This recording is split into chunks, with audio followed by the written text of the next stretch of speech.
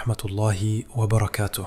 يواجه المنتخب الفلسطيني نظيره منتخب إقليم الباسك يوم 15 من نوفمبر 2025 في مباراة ودية قوية على أرضية أحد الملاعب الأوروبية المعروفة بأجوائها الحماسية وتشجيعها الكبير.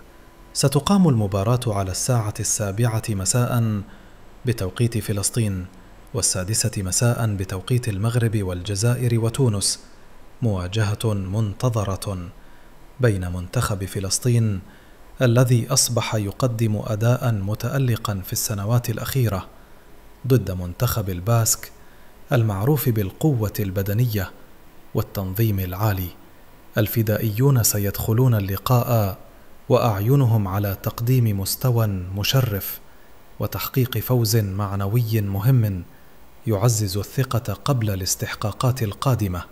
فهل سيقدر المدرب الفلسطيني على قيادة الفدائيين للفوز على منتخب الباسك؟